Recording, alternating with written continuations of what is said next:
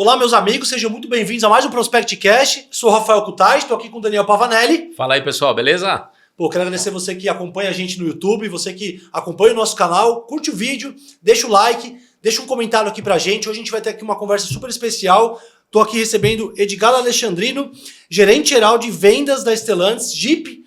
Edgar, muito obrigado pela participação. Prazer receber você aqui, meu amigo. Prazer é meu. Rafa, Daniel, companheiros aí de longa data, Prospect Pro. Obrigado novamente pelo convite. À disposição. Legal. E pedir pra galera que tá aqui acompanhando a gente também compartilhar o vídeo, né? Com vocês. Eu vou pedir aí o triplo, eu sei que você não deve aguentar mais as pessoas pedindo pra curtir o vídeo, pra comentar, pra compartilhar, mas quando você não curte o vídeo, você atrapalha a gente na divulgação desse vídeo para mais pessoas. Então ajuda a gente vem de longe, a gente faz aqui esse conteúdo para te ajudar a vender mais, para melhorar o teu negócio. Curte o vídeo, compartilha com 3 amigos. Não gasta o dedo, né, Daniel? Curtir o vídeo? Exatamente, não gasta não. E Rafa, é interessante porque eu recebi um feedback de algumas pessoas que acompanham a gente aí no podcast e eles falaram assim, cara, eu gosto do podcast de vocês porque ele é completo, né? A gente vê vocês entrevistando lojistas, vê entrevistando gente de associação de marca, concessionário, vendedor de alta performance, e hoje a gente tem aqui uma celebridade da Jeep, né? O gerente regional ali, gerente geral da regional Jeep, que é para olhar também do ponto de vista da montadora, o que a montadora olha para o mercado, né? Esse mercado que está sempre em evolução. E o tema super importante, vendas, experiência e rede, né? Os bastidores da performance comercial da Jeep. E hoje, galera, esse é o episódio número 154. Daniel, 154 vezes eu sentei aqui na cadeirinha de aluno para aprender, sei que vou aprender muito com você, já estava aqui o papo, já estava fluindo aqui, se deixasse, né? Se estivesse gravando ali, já tem meia hora de podcast. Então, queria que você começasse aí se apresentando aí, falando um pouquinho pro pessoal da sua trajetória, sua história. Eu sei que você começou em 1993 no ramo, pô, tinha 11 anos de idade, o Edgar já estava no setor automotivo. E como é que foi essa trajetória até você chegar na liderança da Stellantis? Fica à vontade aí para falar um pouquinho da sua trajetória, meu amigo. Legal, Rafa. Sim, vamos lá. 1993, né? 1993, faz tempo pra caramba já. Parece que não, o cabelo pelo menos tá branco, já dá para dar uma dica, uma pista. Vamos lá. 1993, mercado totalmente diferente, basicamente ainda o mercado das 4 grandes, né? Das 4 marcas grandes, abrindo naquela época ainda para importação, né? Nosso antigo presidente, Fernando Collor, que abriu a importação em 1990. Então o mercado se adaptando, chegando muitas marcas importadas, e as 4 grandes ali olhando para ver o que ia acontecer. Mas eu comecei minha carreira basicamente em pós-venda, numa concessionária das newcomers, que era a Citroën, tinha acabado de chegar basicamente no Brasil, chegou em 91, finalzinho de 91. Sérgio Habib ali trouxe para cá. Sérgio Habib trouxe para cá, comecei ali na loja, numa primeira concessionária, que era na vida Rebouças. Vou aproveitar só esse link para convidar o Sérgio, estou tentando trazer ele para cá, falando que eu sou bom de prospecção. Sérgio, eu quero deixar aberto aqui nosso canal para você fazer uma entrevista. Desculpa, diga. Imagina que é isso. E lá comecei a minha trajetória na área de serviços, né? Pós-vendas. Depois fui avançando para a importadora, né? Existia uma concessionária, existia a importadora naquela época. Isso foi caminhando. Depois nós tivemos uma passagem para treinamento técnico, homologação de carros, consultor técnico de oficina, área de peças, enfim, acho que um percurso completo ali eu fiz por uma concessionária na área de pós-vendas e serviços e também de peças, garantia, e depois foi caminhando longamente, eu passei a ser uma pessoa de uma montadora no ano de 2000, foi quando a PSA chegou no Brasil. Então, algumas pessoas da importadora passaram para a PSA, eu fui uma dessas pessoas, continuei em pós-venda e lá para 2005, 2006, entendi o que era a área de vendas. Entrei para a área de vendas também através do treinamento comercial e assim foi. Concursos, né?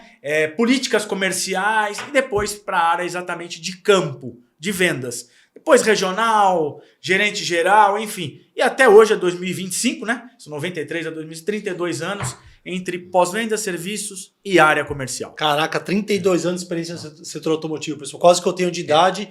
E eu queria te perguntar, como é que você se motiva, se engaja a continuar, né, com essa energia? Já vi que você é um cara que tem brilho no olho. E como é que faz para depois de 32 anos na área, você ainda tá com esse brilho no olho, essa vontade? Diga, qual que é o segredo? Conta pra Olha só, nosso setor é viciante, nosso setor automobilístico. O bichinho, quando pica a gente, é difícil de a gente sair. E O que eu posso te dizer é o seguinte, o que me motiva muito é a evolução desse nosso setor. A evolução que a gente viu nos últimos 15, 20 anos de marcas, produtos, concorrência, combustíveis, governos com planos, sem planos e também fazer o que gosta. Fazer o que gosta é o que determina o sucesso das pessoas. Tem dias que você acorda mais lento, mas quando você faz o que gosta, não tem jeito. Se você acorda mais lento, à tarde você já está acelerando de novo. Legal. Porque está no teu sangue, é a vocação que você tem. Então, eu diria para você que são duas coisas. A evolução do nosso setor, que é uma coisa cativante, sim, e fazer o que você gosta. Que Tendo massa. essas duas coisas, é difícil você não ter o brilho no olho e continuar animado todos os dias. Edgar, é interessante o que você falou, porque eu vejo, a Prospect Pro tem 10 anos, né? E a gente faz um comparativo. O que a gente ensina hoje, o que a gente ensinava 10 anos atrás. E se a gente olha o material, cara, vê o quanto as técnicas comerciais que antigamente funcionavam, hoje já não funcionam mais, e novas que a gente foi aperfeiçoando. Eu falo isso porque eu costumo dizer que dentro do mercado automotivo, você não é uma coisa e depois passa a ser outra, né? Você não... eu comecei nessa área e depois passei para outra. Normalmente as atividades elas são meio que acumulativas, né? E você passando por todas essas áreas, isso daí você vê que contribuiu para ser o profissional que você é hoje? É uma bagagem enorme. Eu diria a você que você ter o 360 graus do negócio te dá a oportunidade de enxergar determinadas ações e decisões onde vai parar. Onde vai dar? Qual é o resultado ou qual é a dificuldade que você vai encontrar lá na frente? Então, se você tem uma visão de pós-venda, serviços, peças, treinamento, vendas, o ciclo completo, hoje, eu diria a você que quando a gente toma uma decisão ou outras áreas transversais vão tomar uma decisão, pensam numa decisão lá na frente, a gente com essa capacidade de background que a gente tem, passando por várias áreas, consegue dialogar e dizer, não vamos avançar porque não vai dar certo, ou vamos avançar, mas com risco, ou vamos avançar que vai dar certo. E essa experiência no pós-vendas, migrando para vendas, eu acho que é algo que eu posso dizer que é um dos segredos do nosso sucesso da área comercial Prospect Pro existir hoje, porque eu sou vendedor de carro, né? Minha empresa foi desenvolvida no campo de batalha, ali vendendo carro usado na Chevrolet, e eu sempre fiz o comercial, eu gosto do comercial, né? E aí a gente tentou muitas vezes trazer o comercial, né, ali, mas não emplacava. E o cara que deu certo aqui na Prospect Pro, o André Mori, um abraço, nosso gerente comercial aí, sênior, que é o cara que segura o comercial mesmo de alta performance. O cara veio de pós, ele tem 29 anos de experiência no pós-vendas, foi gerente geral, foi gerente de oficina. E quando ele entrou, eu não me esqueço, a fala, ele falou, olha, Rafa, eu não sou comercial, eu não sou vendedor. Ele falou assim, mas eu manjo de processo e eu preciso ganhar dinheiro. Eu falei, cara, se você seguir o meu processo comercial, você vai ser o melhor vendedor aqui dentro. Ele falou, eu vou seguir. Eu falei, então já deu certo. E deu certo. Um abraço pro André. O cara conseguiu no ano passado um resultado incrível esse ano. E aí você fala, pô, o legal da experiência do pós-vendas é a questão dos processos, né? Porque venda é processo. As pessoas ficam querendo uma fórmula mágica, né? Aqueles gurus no Instagram, arrasta para cima, vou mudar a sua vida. E o básico bem feito com excelência dá muito resultado. E o nosso treinamento, eu sempre falo que a gente tem ali um processo que ele é... Cara, se você seguir o passo a passo, não tem como dar errado. Então, eu cheguei à conclusão que trazer pessoas do pós-vendas, posso estar errado, né? Uma experiência para mim deu certo.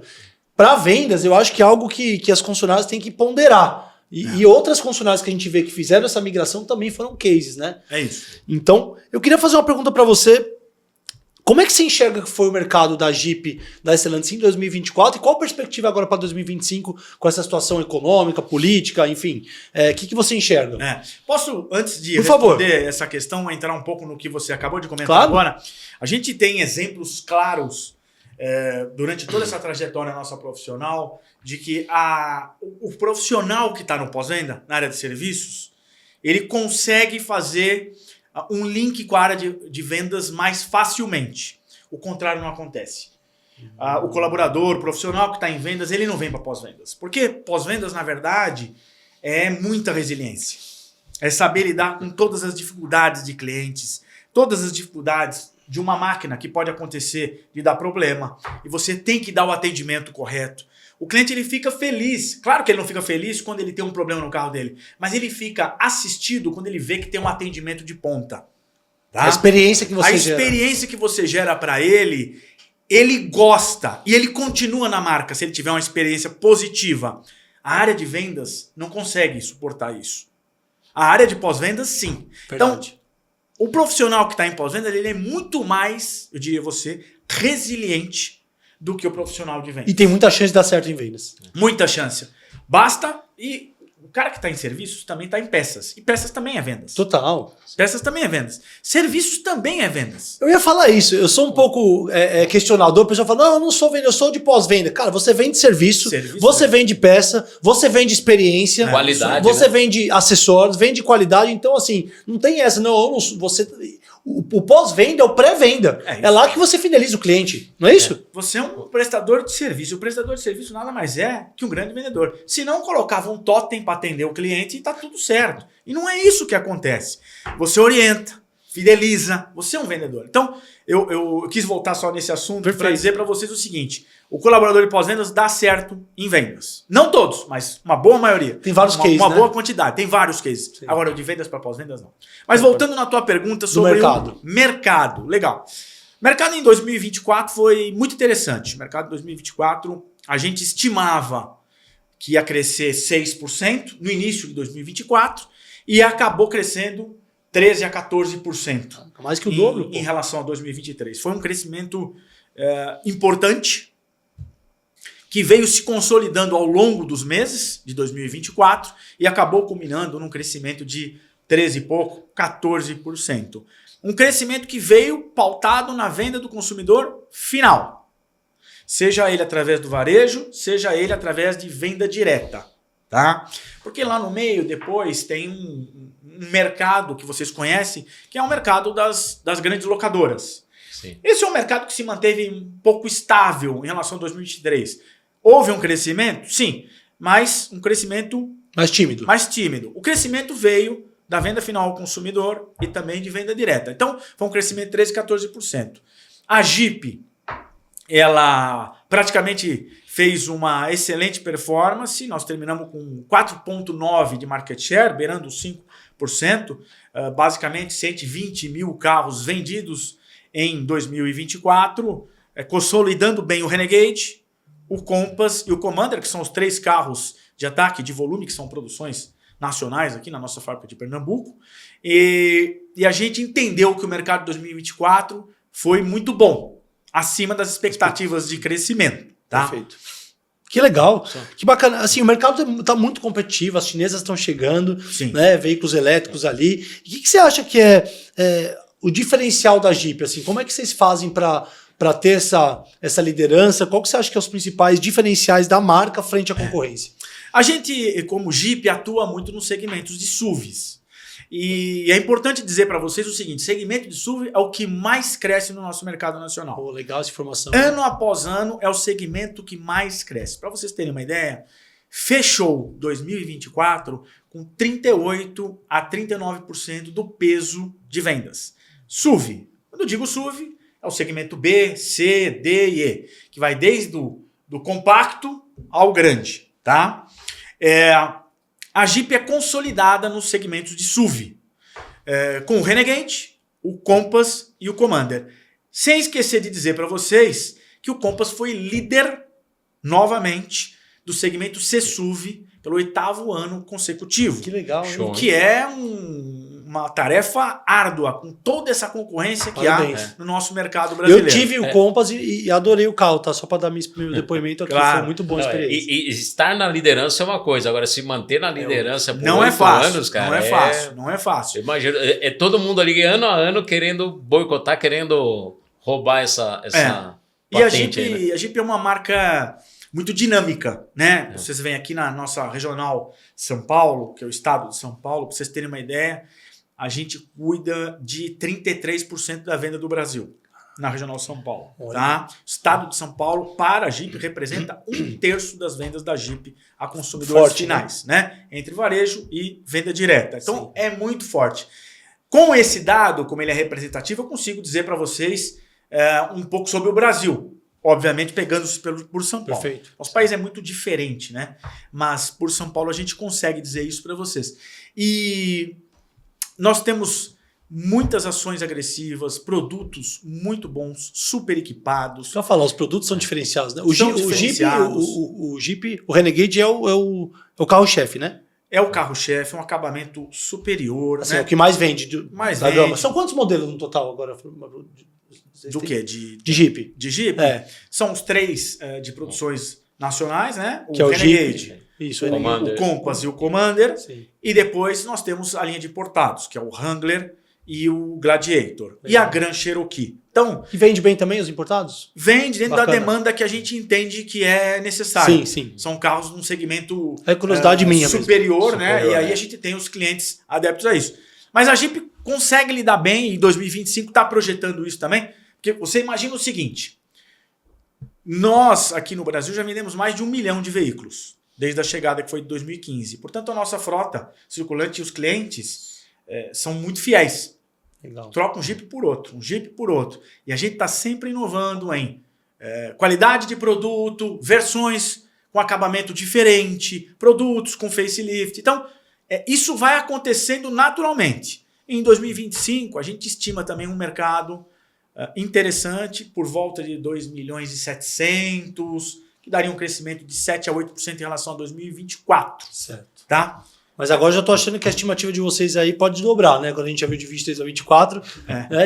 Pô, fantástico vocês projetarem 6 e subir 13 e aumentar 13. Vai depender um pouco, né? Nós estamos aí vivendo uma situação... Diferente. Em 24 a gente viveu uma situação que estamos vivendo em 25 diferente. Sim. Por exemplo, taxa Selic.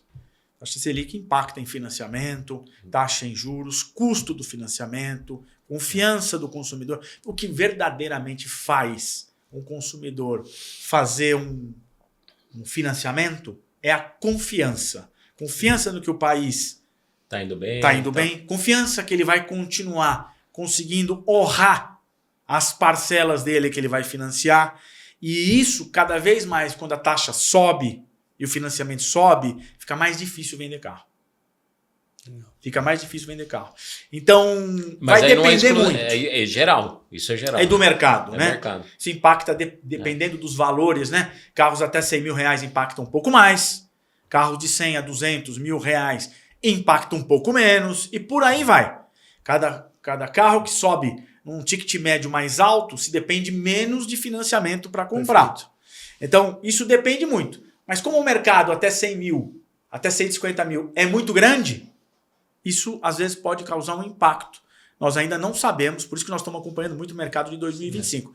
Por enquanto, o mercado está crescendo em relação a 2024, nesses primeiros 3 meses de 2025 em relação a 2024. Está crescendo na ordem de 6%, 5%, 6%. Fazer um adendo aqui, fugindo um pouquinho desse nosso assunto, porque quando a gente teve esse contato com o Edgar, que ele falou, olha, eu quero fazer um evento aqui, quero dar um treinamento para a rede, e foi interessante, cara, e muito visionário da tua parte. O que o Edgar falou para mim como briefing ali da palestra, Rafa? Ele falou, ó, eu quero conteúdos que sejam práticos, objetivos, para a gente aumentar a nossa conversão de leads em vendas, né? E foi muito bacana porque a gente debateu um pouquinho a respeito dos assuntos e a gente levou exatamente isso, cara. O que ele poderia trazer para conseguir resultado? A gente colocou ali para alguns concessionários ali da rede e a resposta do que a gente teve da rede, cara, muito positivo ali. Isso, parabéns pela tua visão de olhar lá para frente e falar assim, cara, precisamos mexer nisso daqui, né? Vocês já performavam bem, mas você falou, ó, quero melhorar. Então essa tua visão de querer melhorar sempre, ela é muito positiva. Pegando um pouquinho do gancho do que você falou no começo da tua apresentação. Cara, eu gosto desse segmento justamente pela inovação que ele tem, né?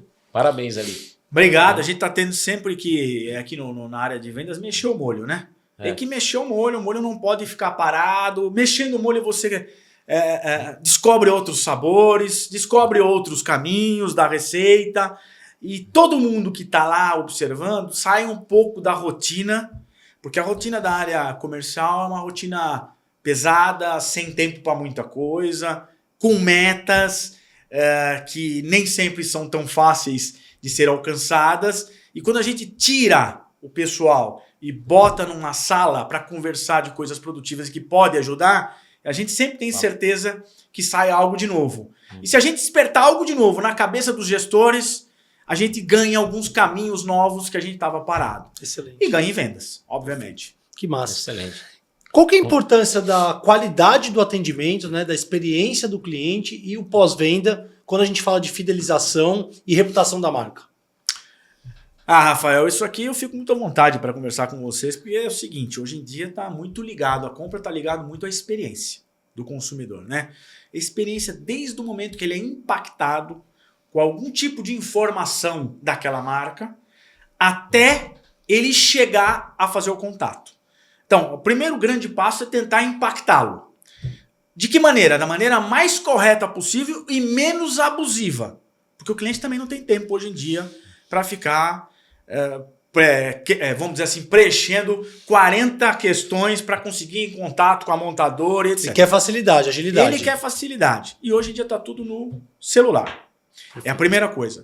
Então, desde o primeiro momento que a gente impacta ele, a gente tem esse cuidado, esse olhar, para não transbordar ele de informação, para ele não se encher, e que pareça interessante para ele, que faça sentido. A partir desse momento, começa a jornada. Perfeito. Começou a jornada, ele vai entrar em contato com o concessionário também passa por vários treinamentos conosco para saber fazer corretamente a abordagem e não perder esse cliente. E o mais importante ainda do consumidor brasileiro é o seguinte, é o contato físico. Né? Ele gosta de visitar uma concessionária. Ele olho no olho, né? Ele gosta de sentir o produto. Sentir ele o gosta cheiro de do carro. observar. Sentir o cheiro do carro. Olhar, ver o carro ligado. Tem consumidores que gostam de ainda abrir o capô e ver motor. Tem consumidores que nem abrem o capô, não querem nem saber o que tem lá dentro. Querem saber o conteúdo do carro. Tem consumidores que estão ligados à segurança. Tem consumidores que estão ligados só ao conforto. Tem de tudo no nosso Mas eles mercado. querem ir na concessionária, Mas eles querem na ir lá. loja física. Eles querem entender. E muitos querem fazer o test drive. Legal. Você vê que interessante isso ainda, né? E a gente provoca também o test drive, porque na Jeep a gente tem produtos que tem uma performance muito boa. E o consumidor tem que testar essa performance. Seja no conteúdo, seja na tecnologia, não é? É uma coisa que está evoluindo muito. A questão da tecnologia. Diga, é só multimídia a tecnologia? Não. É muito mais do que mídia, multimídia ou conectividade. É os sistemas de segurança, é o ADAS 2, é o piloto adaptativo, é tudo que envolve a modernidade que está acompanhando os nossos produtos, né? Do mercado geral e, claro, da Jeep. Perfeito. Excelente. E a gente sabe que hoje o NPS, né, ele é muito, em vendas, ele é algo que é crucial. Como que ele é medido, né, o índice de satisfação, né, falar para a galera o que é NPS, para a gente pegar quem não sabe o que é, e como que é medido e qual que é o impacto e nos resultados das decisões que vocês tomam lá na montadora para a rede. O NPS, para traduzir melhor assim para a galera que está nos assistindo, é o controle da experiência do cliente desde o momento que ele entra na loja, fecha a negociação, né? Negocia, tem um atendimento, fecha o processo todo da documentação, se ele tem seminovo ou não tem seminovo, a entrega, que é uma situação mágica, que a gente costuma dizer, né? A entrega do sonho para o cliente ao final. Então, a gente mapeia, o NPS é mapear a qualidade geral do processo todo de venda. Desde a entrada ali do primeiro atendimento do lead até a entrega do carro. Até a entrega até o pós-venda. Até o cara, como é que foi a performance? Até o pós-venda. Porque a gente também tem o NPS de serviços. Legal. Então, é bem dividido, vamos dizer assim. NPS da área de comercial, de vendas, e depois nas experiências que o cliente tem nas suas revisões, ou etc., na área de pós-venda. E para isso, a gente monitora tudo. Exatamente tudo. Se ele recomenda aquela concessionária. Então, o Rafael comprou um carro, um Jeep, zero conosco. Desde o momento inicial da tua jornada, nós vamos querer entender. Foi bem atendido? Foi atendido rapidamente? Qualitativamente? Aquele consultor de vendas te deu todas as informações, ele te ofereceu um test drive, você gostou do test drive, você gostou da negociação, o teu seminovo entrou na negociação, avaliaram bem o seu seminovo na sua percepção, você fechou seguro conosco, como é que foi o fechamento, o prazo de entrega foi respeitado, a entrega montou os seus acessórios que você comprou, né? Tudo isso Na hora da entrega foi bem explicado o produto para você, porque hoje cada vez mais o produto é tecnológico. Então eu diria para vocês que uma entrega bem feita hoje, bem crucial para o feita, é NPS. de 30 a 45 minutos. Com todas as tecnologias Explicar, e equipamentos mostrar, que tem o beleza. Jeep. Edgar, tem concessionário que faz a entrega TO, né? Eu aprendi essa com o Éder da Brasa, um abraço, né? Que é TO a chave do seu carro, né? E manda o cliente embora. E aí não é esse o padrão que o cliente espera. Não é isso. Não é assim que a gente vai gerar uma boa experiência. Não né? é isso. Você tocou. A experiência é que manda hoje, mas desde o processo inicial ao final. Edgar, é interessante isso porque eu falo o seguinte, o cliente, ele continua sendo da concessionária, ele continua sendo da marca, o que a gente tem que fazer é uma boa transição de um lado para outro. Então, por exemplo, eu estou em vendas, atendi bem o cliente. Cara, em que momento que é a passagem de bastão para o pós-vendas? É justamente na entrega. Então é aqui que eu vou entregar o carro, mostrar, aproveita aquele momento para apresentar não só o plano de manutenção e garantia, mas também, se estiver próximo, apresentar o consultor gerente de técnico, oficina. gerente de oficina, faz o cliente, mapeamento que a gente fez em alguns concessionários, fica uma dica aqui para você. Boa. Faz o teu cliente na entrega anotar um número de telefone lá da equipe de agendamento. Porque a gente sabe, né? Você falou, poxa, dentro da Jeep a gente atende clientes com um patamar ali financeiro muito bacana. Esse cliente muito dificilmente atende uma ligação que ele não está no celular dele. Então, só a atitude de você colocar lá, salva o contato, faz com que a equipe de agendamento possa entrar em contato com ele. Você mantém esse cliente dentro do teu pós-vendas, né? E aí fazendo a transição que eu falei. O cliente está aqui em vendas, atende ele um pouco, passa para o pós-vendas. Pós-vendas é onde tem a maior vida útil ali do cliente, né?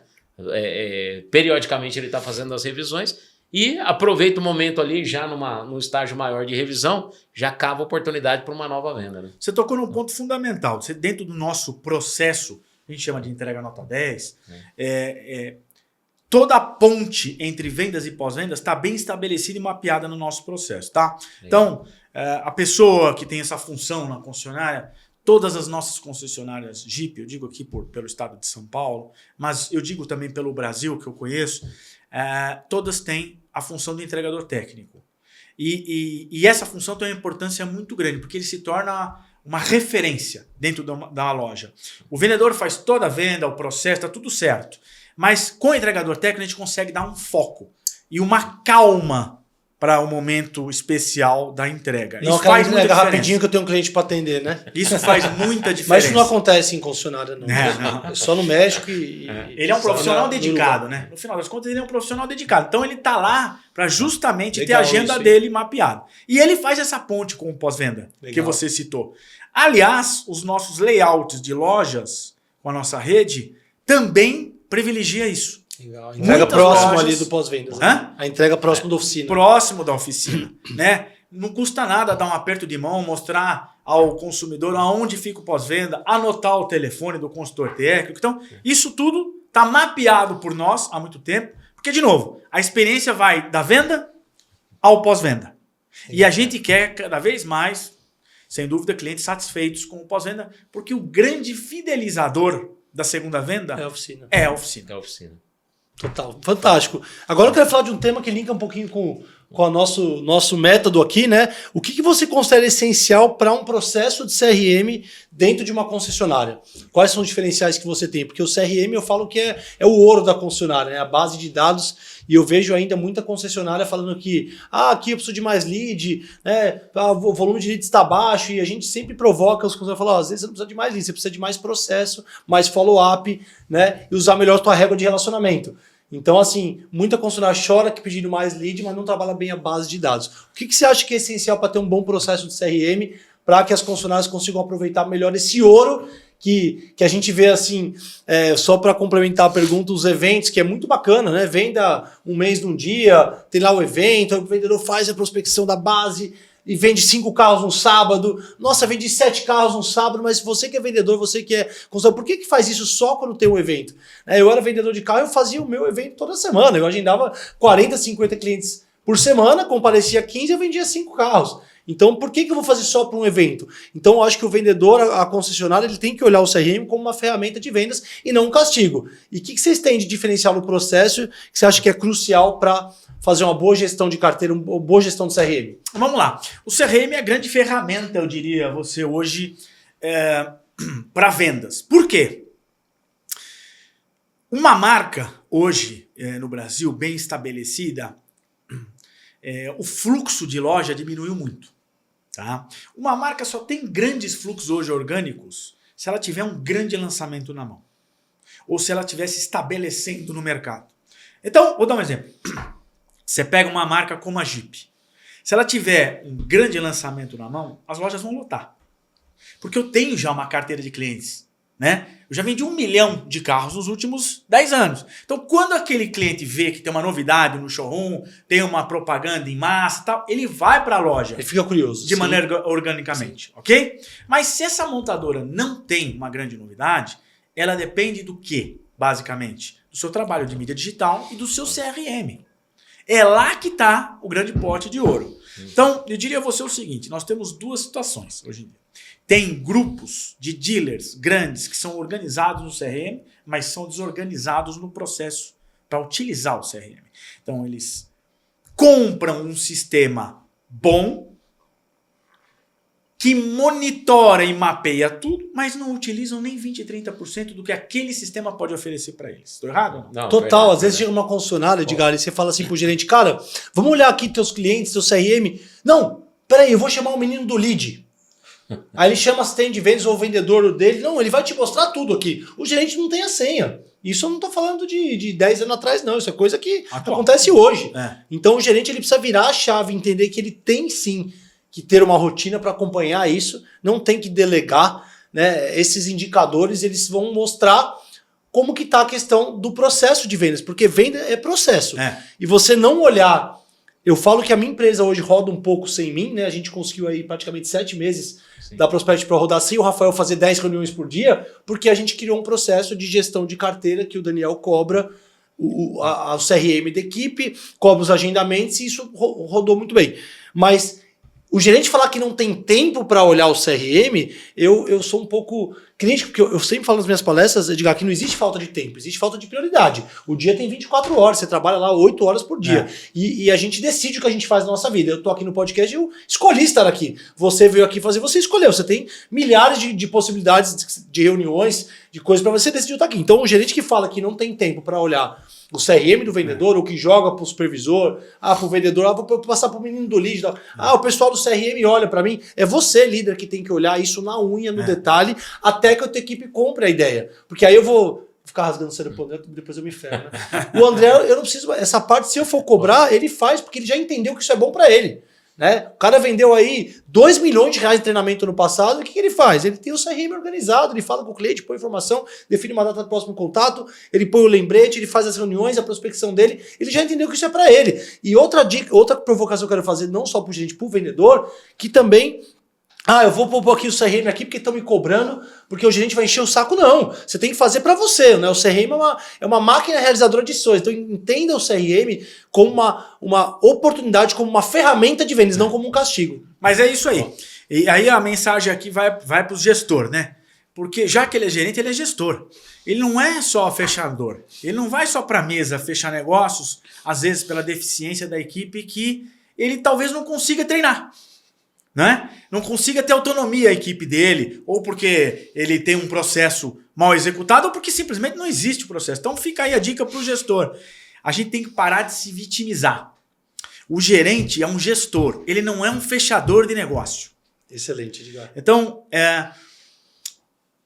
o CRM ele é uma ferramenta, mas quem faz acontecer é o gerente. Total. É o gerente. Ele tem a rotina dele e se ele tiver um processo... Lembra daquela história do pós-venda? Como o cara de pós-venda tem processo? Sim. O cara de venda, o profissional de venda tem que ter processo. Se ele não tiver processo, ele vai virar o dia inteiro dele atrás... Do rabo. Perdão da expressão, do rabo. E não vai conseguir produzir o que ele tem para fazer, porque ele é gestor. E ele vai sair da concessionária achando que ele não conseguiu dar conta. Ele vai sair ainda com a impressão, cara, saindo fora do horário... E não conseguiu. E não tem problema nenhum ir lá e fechar a venda pro vendedor. Mas isso você tem que ter um prazo. Porque assim, o que eu vejo muita concessionária é os vendedores usando o gerente para vender. Ô chefe, me ajuda aqui. E o gerente fica o dia inteiro ali na mesa fechar. Tem muito disso. E aí o gerente ocorre o que a gente estava comentando aqui. Ele usa de terceiros. Ele fala, CRM não é comigo. É com o responsável do CRM. Mas pera um pouquinho só. Cara, o CRM é você. o CRM é uma ferramenta. O gerente de CRM, ele está lá para lidar com o sistema. O processo, quem executa é você. Quem cobra o gerente de CRM é você. Ele vai te dar ferramenta para vender. Mas quem faz follow-up, quem faz os vendedores fazerem o negócio correto é o gerente. Então, ele tem que reservar um horário da rotina dele, diária ou semanal, como ele quiser, para o CRM. Porque, de novo, o fluxo hoje em dia é provocado e não orgânico. O fluxo primeiro cai no digital, depois ele vem para a loja. Se o gerente não sabe o que está acontecendo, é muito complicado ele entender se ele está vendendo porque caiu no colo dele ou se ele não está vendendo o que está acontecendo. Ele não tem um diagnóstico. E é confortável ele lá na mesa ficar vendendo pro vendedor em vez de fazer a gestão. Eu falo porque, assim, em determinado ponto da carreira de um líder, fazer fica fácil. Exato. O difícil é fazer os outros fazerem. Porque é mais fazer. É mais confortável para ele. E eu vou puxar para mim. Por exemplo, eu como empresário, como líder hoje, eu estar no comercial e aplicando palestra é minha zona de conforto. Porque, desculpa, eu tô há 10 anos fazendo isso. Eu vou lá, faço a palestra, o pessoal bate palma. Qual que é a minha capacidade de fazer o Daniel ir lá na Jeep, fazer uma palestra e você falar, Daniel, foi ótimo, eu quero fazer outra palestra. Isso tem acontecido muito, mas muitas vezes o gargalo da equipe é o gerente. Porque ele acaba impedindo a equipe de se desenvolver. Eu vou falar a minha experiência aqui. Eu sempre fui muito centralizador e muito operacional. Eu sempre fiz o comercial. Eu fazia 10, 12 reuniões por dia. E veio um convidado aqui, né, um dealer, e ele me deu um insight. Falou, cara, cadê tua equipe comercial? O que você tá fazendo ainda? Você tá vendendo? Você não é uma vendedor, cara. Isso faz uns 2 anos. Você é empresário, cara. Cadê tua equipe? Eu falei, não, eu tenho uma pessoa. Não, uma pessoa? Você não tem uma equipe. Você treinou várias pessoas para mim e cadê o teu time? Você não acha que é prepotência da tua parte você querer achar que só você sabe fazer? Você não vai treinar para você? E eu peguei isso para mim, não, vamos jantar. Me levou para jantar aqui no Rasco, aqui, conversou e me deu uma mentoria. Eu agradeço até hoje. Eu liguei pro Daniel e falei, cara, a gente tá fazendo tudo errado. Legal, né? Tô fazendo tudo errado. O cara veio com a ideia de multiplicar e não de reservar. O que você faz para mim e para você acha que não dá? E eu falei, Daniel, a gente tem que formar um time. Vamos contratar 3 pessoas. E a gente decidiu montar um time. E assim, quando eu saí do operacional em janeiro do ano passado, foi muito difícil para mim. Porque eu era vendedor de carro. Tá enraizado, né? E eu falei, eu fiquei com insônia. Eu fiquei assim, esse cara me recebeu mensagem 2 da manhã. Eu falei, Daniel, vou voltar pro operacional. Ele, não, calma não. O faturamento baixou. A gente teve uma queda, fevereiro, março, abril, maio, junho, a maio recuperou, junho, recorde. Batemos recorde de faturamento sem o Rafael fazer 12 reuniões por dia. Eu chorei de lágrimas. Eu falei, cara, eu sou um gestor, eu sou um empreendedor, eu não sou um vendedor. Sim. E a gente conseguiu vender mais treinamento sem eu estar fazendo 10 reuniões por dia. E aí a gente conseguiu manter isso até agora, janeiro, fevereiro. Agora deu uma queda em março. Eu já voltei, já dei uma força de novo. Aí eu vou ficar aí saio de novo e tá tudo bem às vezes você ter que ir lá e ajudar, faz parte. O que você não pode é ficar escravo da equipe de vendas, porque enquanto eu tiver entrando nas reuniões comerciais com o meu time, fechando para eles param de fazer. Uma vez o Jefferson falou para mim assim, Rafa, você... Eu falei assim, pô, você vai perder a venda? Não, deixa eu perder a venda. Não vou deixar você perder. Pô, você não deixa eu perder a venda. Deixa eu perder a venda para eu te falar por que eu perdi, você me ajudar.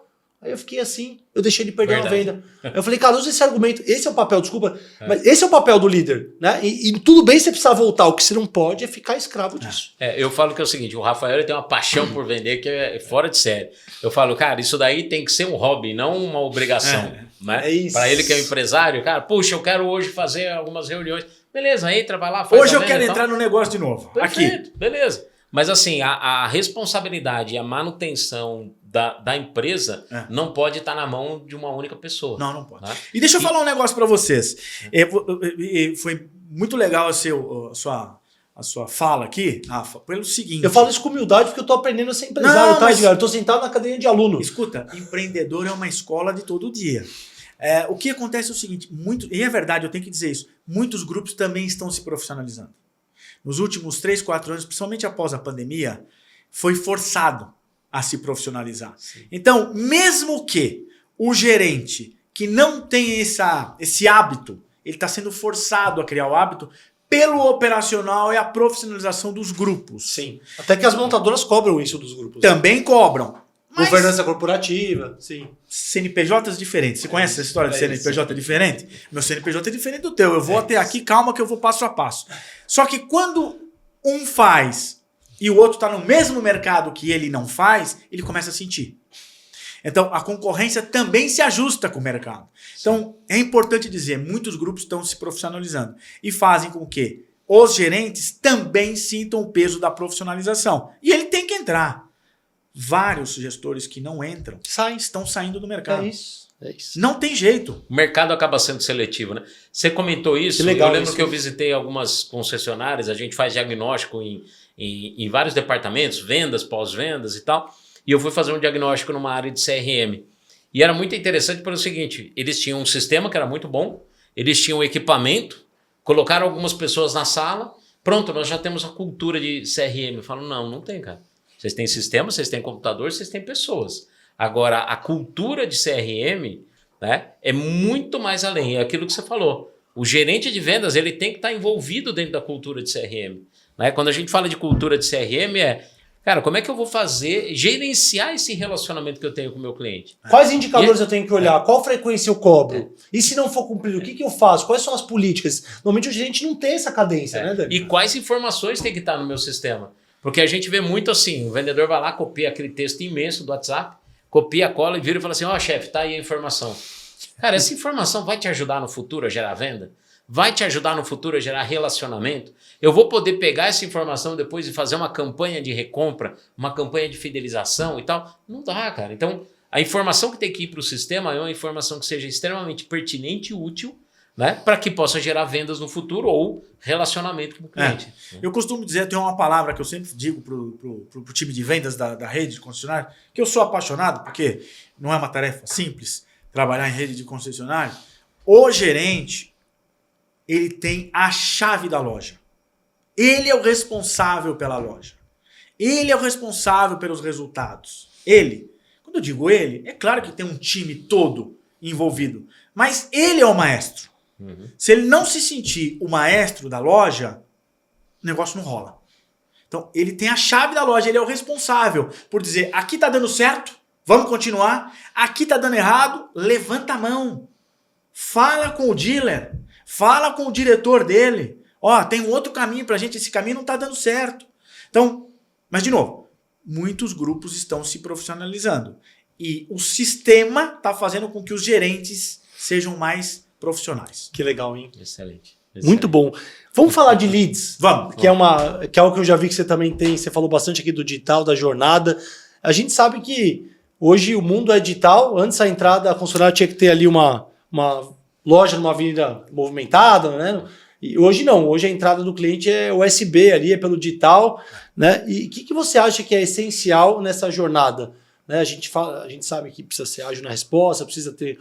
Mas o que você enxerga com a tua experiência que é crucial para ter uma boa conversão de leads, uma jornada eficiente desde a geração até o pós-vendas? Legal. Esse assunto é um assunto interessante porque cada vez mais está se modernizando e avançando. Inteligência artificial chegando. Robô respondendo para cliente. Sim. Mas...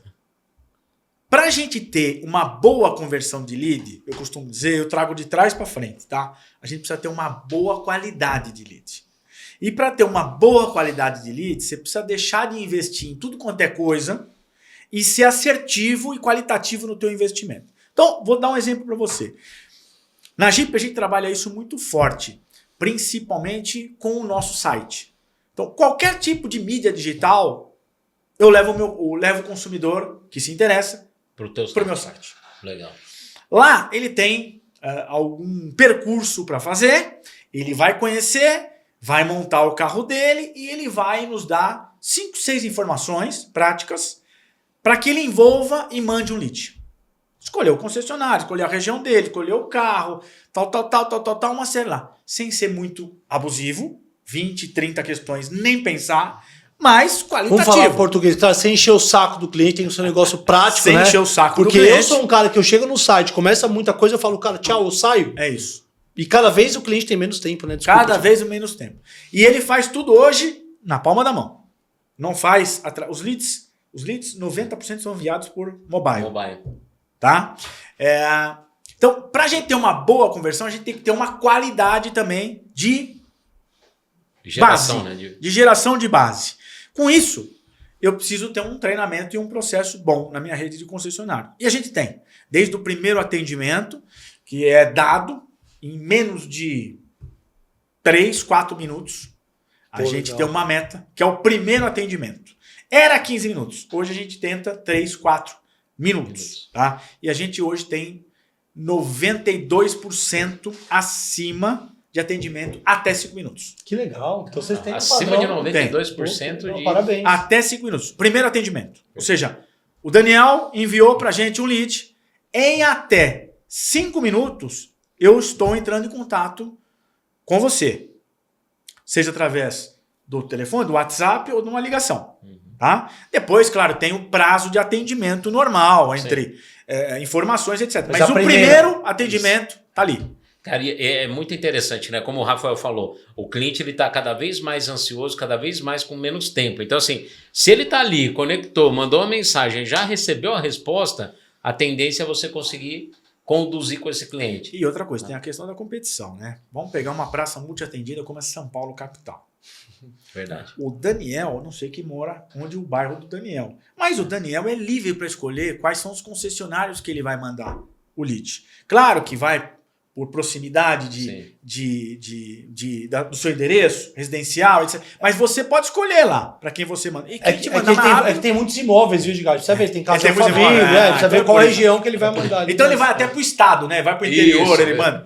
Então quem responder mais rápido tem mais chance de fechar esse de começar o diálogo com o cliente e abraçar e trazer ele para a loja. Sim. Então, essa é uma parte importante. Qualidade de investimento. Segundo, experiência na jornada. Experiência qualitativa também. E terceiro, um processo bem desenhado na ponta, seja com o gerente, seja com o vendedor, porque aí vai depender muito do tamanho de cada loja. Tá? Não tem modelo ideal, depende. Não tem modelo Porque ideal. a pergunta que me fazem é, não, qual que é o modelo ideal? Eu tenho que ter uma equipe dedicada, eu tenho que fazer... Depende. Da estrutura da região. Do tamanho. Legal falar isso. De tudo isso. E aí, claro, a gente monitora também as conversões com tudo isso e nós temos, obviamente, um controle sobre toda a nossa rede de concessionários, sempre de maneira muito positiva e orientativa, para que a gente tenha uma conversão sempre boa. Para não perder, não é venda entre nós, mas é para concorrência. Porque às vezes um consumidor ele está olhando um Jeep, como pode estar olhando também um concorrente mandou o lead para o concorrente. Perfeito. Então, se a gente atender bem, de maneira rápida, qualitativa e construtiva, a nossa chance de conversão é muito maior. Perfeito, excelente. E como é que você tem trabalhado o desenvolvimento da rede? Você cuida de quantas... São quantos? 70 lojas. 70, pouca coisa, 70 lojas é coisa pouca coisa. Cara, olha, se ele falar com 2 por dia, cara, é bem em tranquilo. 22 dias, acho que os 2 meses ele fala com todo mundo. Mas como é que você faz para desenvolver a rede e garantir um padrão de atendimento, de performance, né, alinhado com a marca, com o que você acredita que é ideal para a Jeep? Aí é um grande espiral, né? Vamos dizer assim, desde o momento da loja física, que estão todas passando por uma identidade visual, um padrão. A maioria já está no padrão novo da Jeep e tem outras que até o final desse ano também vão chegar lá. Se adequar. Isso também já é parte do percurso e da experiência do cliente. Lojas super modernas, com móveis modernos, com telão de LED onde trazem muitas informações importantes, com monte seu carro também dentro da loja. E depois tem a parte estrutural e de humano, que é o profissional bem treinado, né? Identificado, bem treinado, com informações da montadora. Então, na Jeep a gente tem um percurso muito interessante que a gente também consegue monitorar em tempo real treinamentos daquele profissional que já está lá há muito tempo, com novos treinamentos que a gente tem, como daquele que é novo, que chegou agora recente na nossa marca. Então ele tem que ser obrigado a se cadastrar num portal nosso e a gente monitora desde o primeiro learning dele que ele faz, do curso tal, história da marca e por aí vai. Produto, etc. Para quê? Para a gente ter a melhor experiência possível para aquele consumidor. Seja desde o início do atendimento digital ou o atendimento físico. Então, a conversa com a rede, a dinâmica com a rede é constante. E dados, né? Pelo que eu estou ouvindo aqui, você olha... Porque no final das contas, a rede de concessionários é um braço da montadora. Perfeito. Sem a rede, sem uma rede forte, a montadora não é forte. Então, a gente precisa estar sempre conversando, alinhado, discutindo, criando, monitorando, ouvindo, treinando, ouvindo. Para quê? Para para que a gente possa ser cada vez mais competitivo no mercado de tantas dificuldades e tantas novidades que estão chegando aí. E assim, eu vou fazer uma pergunta agora que me brilha o olho, porque eu gosto muito desse... E o que você acha que as concessionárias de alta performance da Jeep têm de diferente das outras? Que você pegar, não precisa citar nomes, mas pegar as top 3, 5, top 10, não sei. O que você acha que elas fazem a mais que geram uma diferenciação das outras? Barriga no balcão. Isso não mudou até hoje. Olho no olho com o cliente ali. A Né? gente não combinou, tá? Anota essa aí, por favor. Barriga no balcão. A gente tem grupos grandes que tem muitas lojas, sejam Jeep ou de outras marcas, que terceirizam muito além do necessário a operação. E isso perde força na ponta. Sabe aquela história da estruturação da equipe que você falou? Você não ia conseguir estar fazendo tudo ao mesmo tempo hoje, certo? E assim acontece nos outros grupos, que vão crescendo e não se estruturam. Então, eles crescem e não se estruturam. Conclusão, o atendimento é frio. O controle do KPI não existe. Eles estão longe do negócio. Eles veem aquilo só como business. E, na verdade, não é. É muito mais. O negócio de concessionário é muito mais do que business. É relacionamento.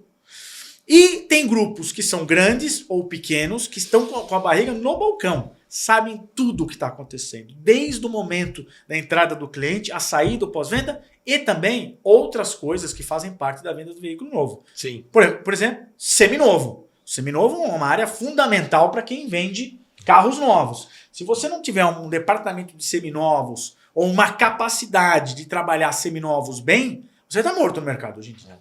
Estruturado, né? Fazer uma você tá boa morto, captação. porque ali está o teu capital de giro do veículo novo, que está impactado, está parado, né?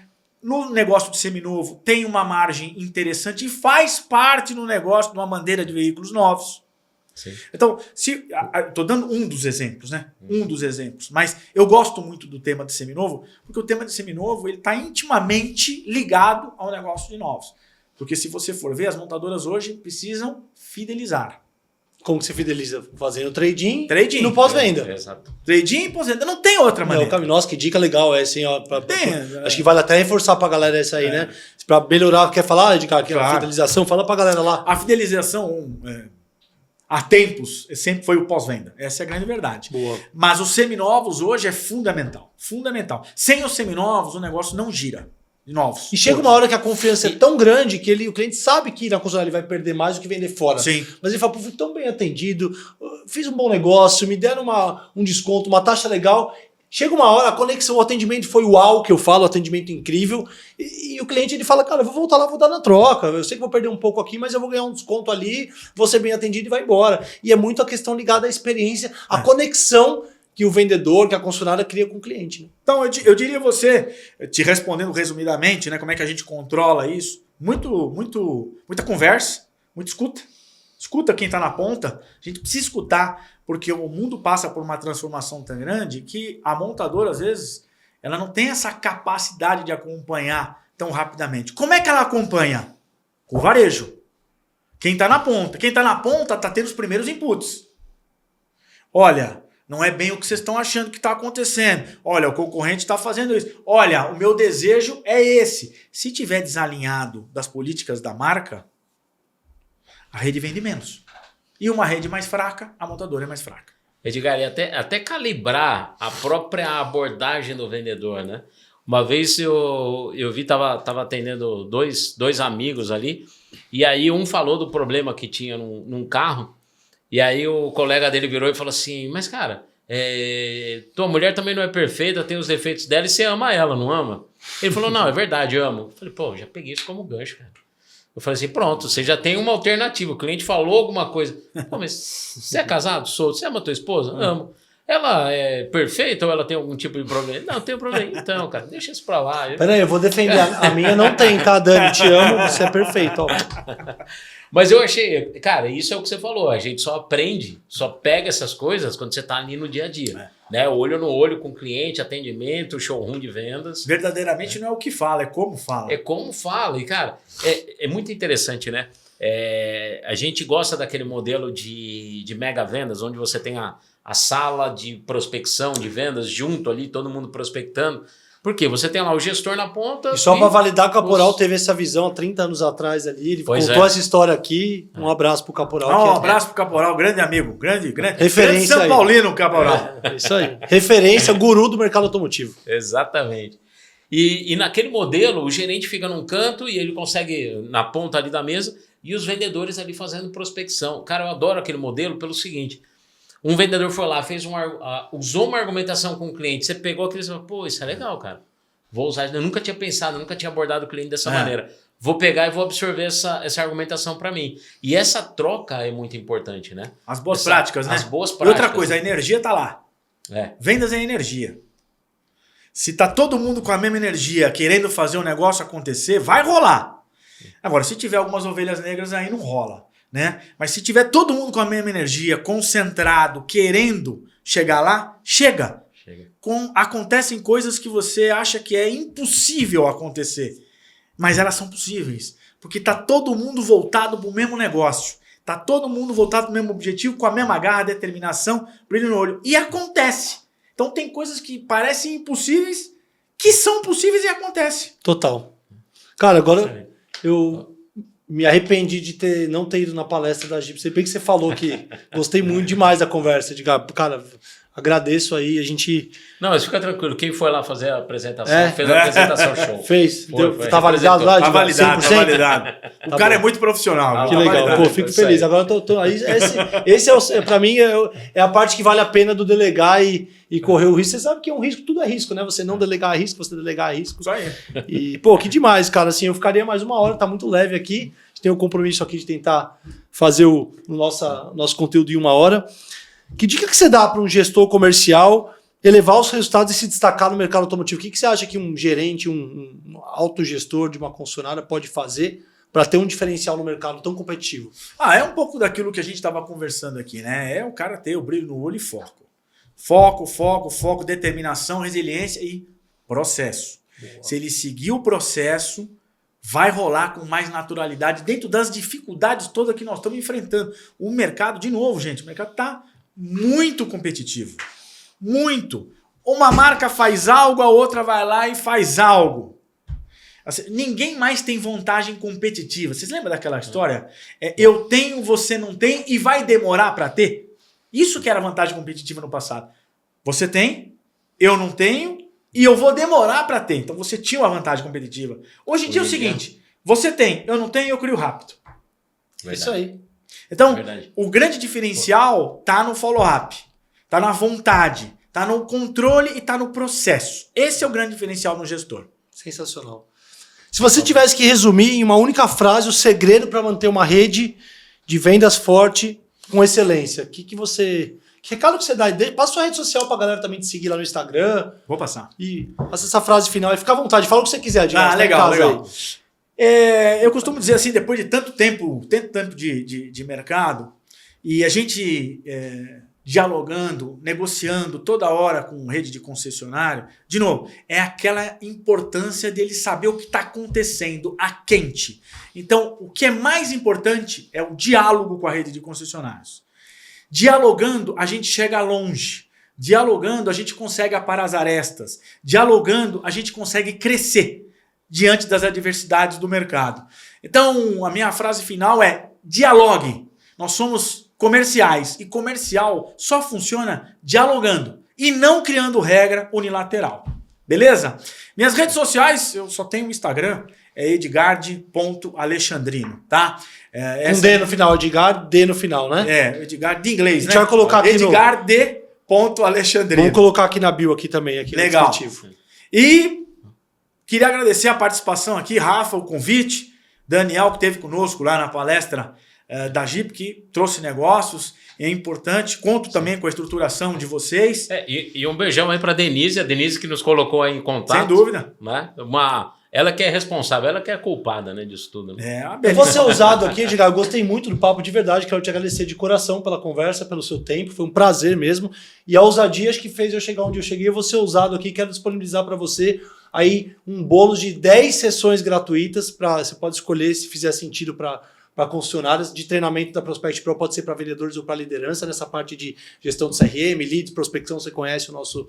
Então, se você quiser e fizer sentido, quem estiver assistindo a gente aqui ou você quiser escolher 10 concessionárias, tem 10 aulas gratuitas, aí 100% gratuito, 100% online da Prospect Pro de presente para você, para tentar retribuir o conteúdo maravilhoso que você trouxe pra gente aqui hoje. Imagina, eu que agradeço, ter bônus é sempre gostoso, na verdade. Legal. Ainda mais numa empresa profissional como a de vocês. Vou querer sim, a gente vai se falando, a gente vai agendar bem direitinho. Muito obrigado, agradecer a galera que assistiu a gente aqui, né, Dani? Obrigado, pessoal. Curte o vídeo, gostou do conteúdo? Não gasta o dedo curtir o vídeo aqui, deixa o like, aperta aqui o dedo com forte, compartilha o vídeo com 3 amigos aí que são do setor automotivo, se inscreve no canal, não é isso, Dani? É isso aí. Compartilhe. Gostou do conteúdo? Viu que tem sinergia com alguém que você conhece? Compartilhe o vídeo, que isso aí ajuda, engaja muito mais e traz a gente para esse propósito que é cada vez mais profissionalizar esse nosso mercado. E vê se volta pro podcast aí que você fica agora Eu só volto, fazendo palestra pelo Brasil. Pô, sabe o que acontece? O Rafael me manda fazer treinamento fora e marca o podcast. Eu já falei pra ele desenvolver o dom da onipresença, eu falei, pô, só porque tem a palestra lá não vem no podcast. Mas aqui, é empreendedor, não é isso aí, você tem que tem que se acompanhar virar os horários. Olha lá. Muito bom, obrigado, pessoal. Excelente. Valeu, Edgar. Foi um prazer. Obrigado a vocês. Até a próxima, pessoal. Um abraço.